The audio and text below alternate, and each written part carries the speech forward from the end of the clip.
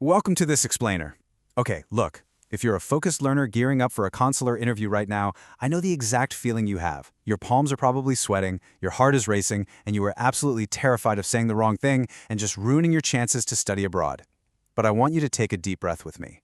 Your anxiety is completely valid, but today we are going to decode this entire process together and turn that fear into absolute confidence. Let's get into it. All right, let's just jump right in. Look at this number, 70. If you look at standard prep guides, they usually outline the top 70 F1 visa interview questions. I mean, just seeing that number is incredibly daunting, right? Most applicants feel this immense, crushing pressure, thinking they're expected to memorize a perfect robotic answer for 70 completely different, highly unpredictable questions. So that brings us to the obvious question. Do you actually need to memorize all 70 of those answers? Well, spoiler alert, absolutely not. Let's just relieve that anxiety right now. Memorizing a script is literally the worst possible strategy for success here. These consular officials are highly trained professionals. They know exactly when you're just reciting rehearsed lines. We need a much smarter, more structured way to prepare. Here is our game plan for today. We'll quickly cover what exactly an F1 visa is, the 5 question categories, how to prove your intent to return, demonstrating financial stability, and finally, some winning interview day tips. We've taken an overwhelming process and organized it into a highly digestible plan for you. All right, kicking things off with part 1. What is an F1 visa? Really understanding the core of this visa is basically your secret weapon. The definition literally says it's a type of non-immigrant student visa permitting foreigners to gain an education in the United States. Did you catch that? Non-immigrant. That right there is the whole game. The entire conflict of your interview boils down to this one idea.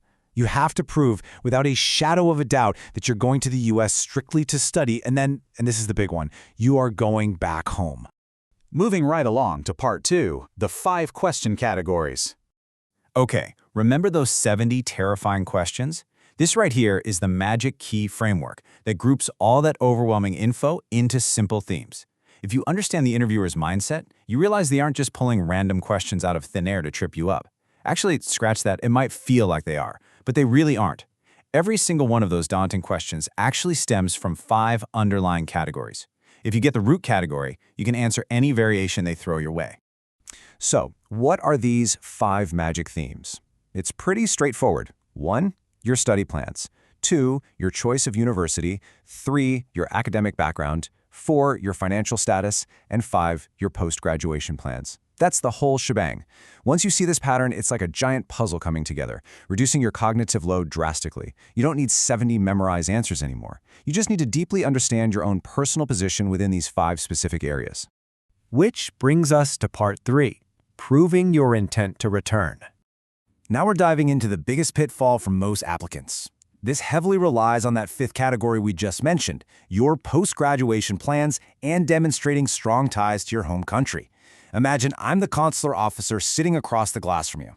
I look you dead in the eye and ask, do you plan on returning to your home country after studying? Boom. This is it, the ultimate test. This is the exact moment they assess your risk of becoming a full-time immigrant. Now take a look at this highly effective sample answer. The applicant says, when I graduate, I intend to come back to resume management of my business. I also have a wife here. Do you see why this hits the nail on the head?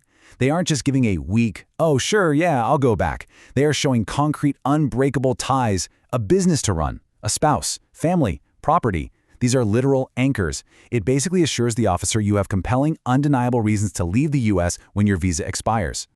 So you really need to understand the difference between a red flag and a green flag mindset here. A massive red flag, saying something like, I want to stay and work in the U.S. for a higher salary. I mean, no way. That practically guarantees a visa denial because you're overtly telling them you have immigrant intent. But look at the green flag. I will return to start a firm using my U.S. knowledge. See the contrast? One shows a desire to abandon home for better pay. The other shows a strategic use of a U.S. education to enrich the home country. Just whatever you do, don't let nervous energy trap you into a red flag answer. All right, let's look at part 4, demonstrating financial stability.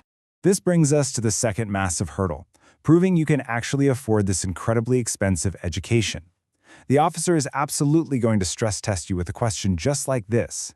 If you are staying in the U.S. for 2 to 3 years, how will you finance your living? Honestly, I want you to think about your own funding sources right now. The reason they ask this is simple. They need to be completely sure you won't run out of cash halfway through your degree, panic, and resort to illegal, off-campus work just to survive. Here's how a perfectly prepared applicant tackles this one. The funds I have allotted should be more than enough. I have family here in my country who have stable businesses. Notice the power of highlighting strong, stable home country sponsors here. You're pointing directly to the bank statements you brought, sure, but you're also layering on extra security. You're assuring the officer that there is a vast, reliable safety net back home.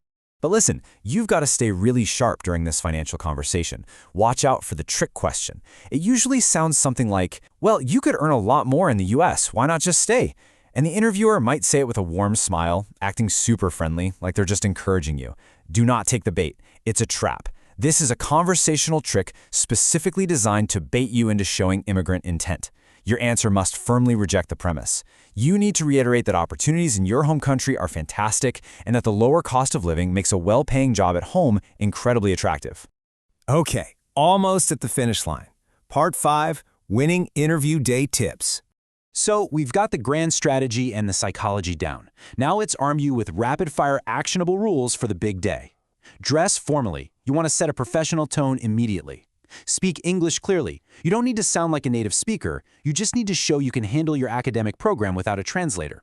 Above all else, tell the truth at all times. These officers are highly trained to spot fake documents, and dishonesty guarantees a denial. Keep your answers brief and direct. No rambling. Just deliver your well-thought-out points. And finally, stay positive and calm. By transforming your initial anxiety into empowered, confident energy, you show the officer you have absolutely nothing to hide. I really want to wrap up our explainer today with this powerful thought. A visa isn't just a stamp, it's your door to advancement. You're embarking on an educational journey that won't just change your life, but could give you the tools to return and completely transform your community. Walk into that embassy knowing you are prepared. You understand the consular officer's psychology, you have a genuine story to tell, and you are entirely capable of conquering this interview. So, how will you use this door to advancement? Thanks for hanging out with me for this explainer, and seriously, best of luck out there.